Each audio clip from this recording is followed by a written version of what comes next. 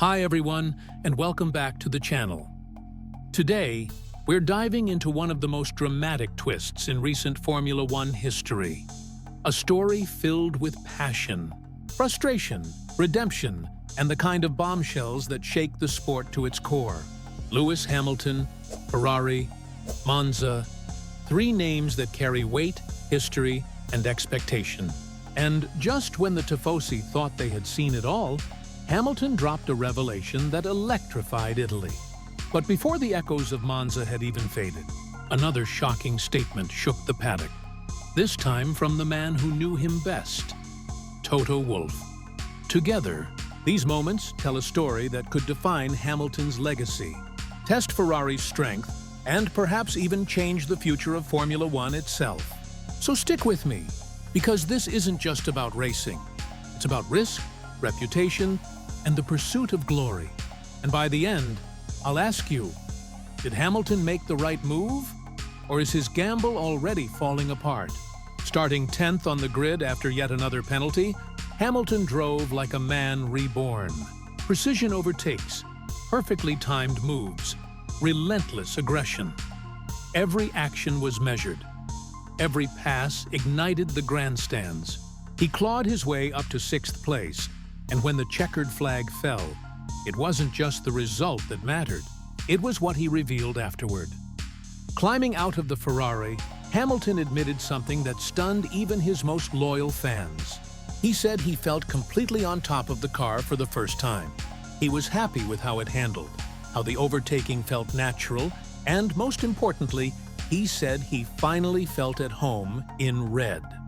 It wasn't a routine post-race comment. It was a declaration.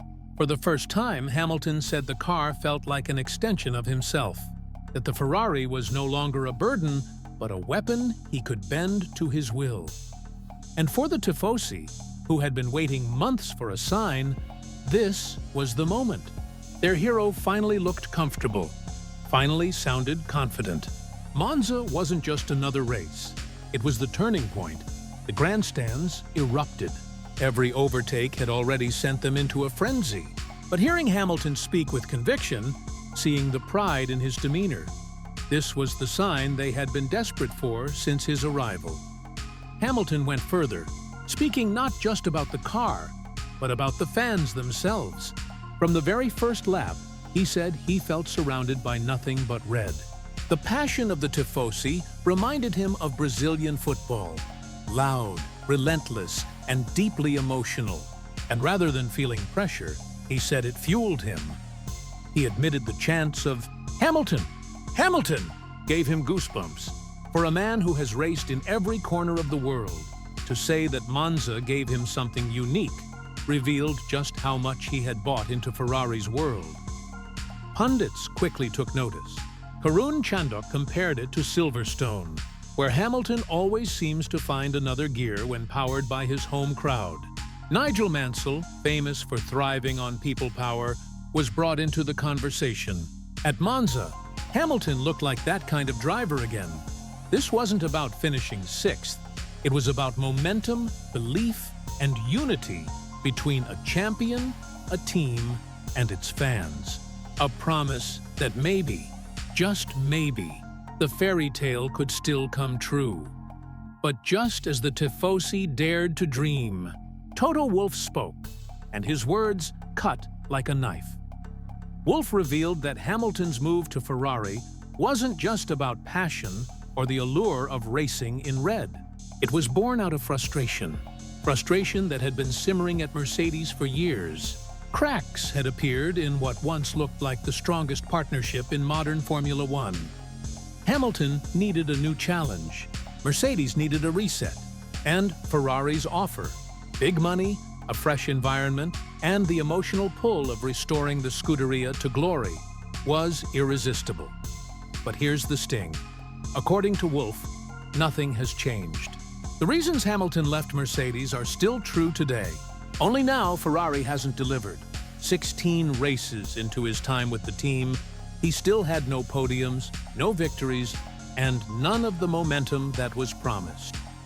For a 7-time world champion, this was uncharted territory.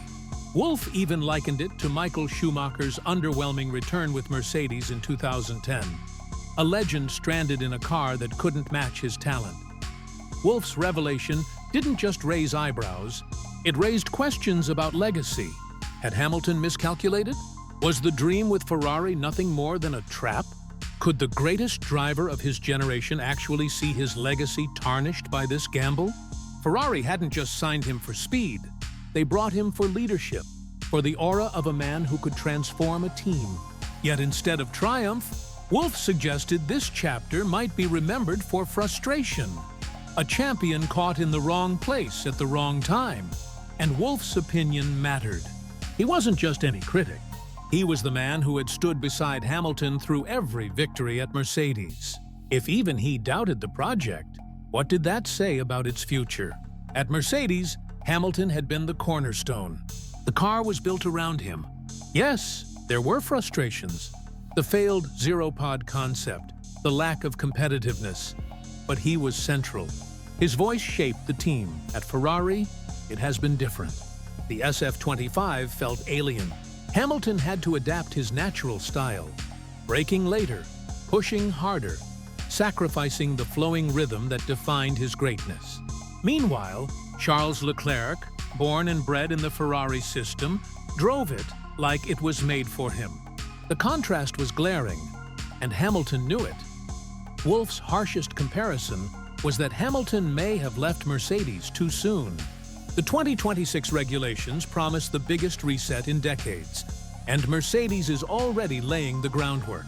By chasing the promise of immediate competitiveness at Ferrari, Hamilton might have sacrificed the long-term opportunity that could have delivered him another championship. The irony was sharp. At Mercedes, Hamilton was unhappy but secure. His legacy was untouchable. Every title, every iconic moment was made in silver.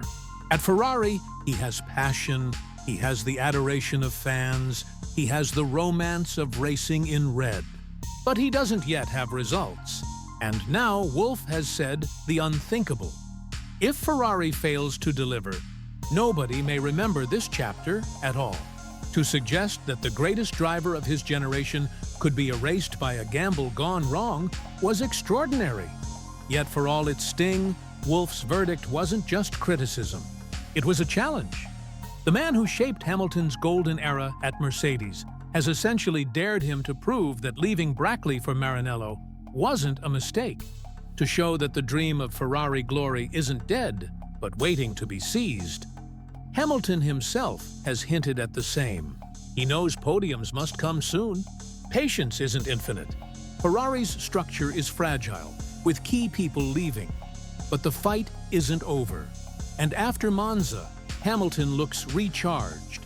He feels progress. He believes the connection with the Tifosi can fuel a resurgence. The fairy tale is battered, but not yet broken. So where does this leave us? On one side, there's Hamilton's declaration of confidence at Monza, a man who finally feels at home in red, who draws strength from the passion of the Tifosi, and who believes momentum is building. On the other, there's Wolff's brutal honesty, a warning that the dream may already be slipping away, and that Ferrari risks wasting the greatest driver of his generation. Both truths can exist, and that's what makes this story so compelling. The next chapters will decide everything. Will Monza be remembered as the moment Hamilton and Ferrari turned a corner, or as a brief spark in a doomed romance? One thing is certain, the world is watching. So, what do you think? Did Lewis Hamilton make the right move? Or is Toto Wolff's warning already coming true? Let me know in the comments below. If you enjoyed this story, hit like, share it with your friends, and don't forget to subscribe, because the battle for Hamilton's legacy is only just beginning. Thanks for watching.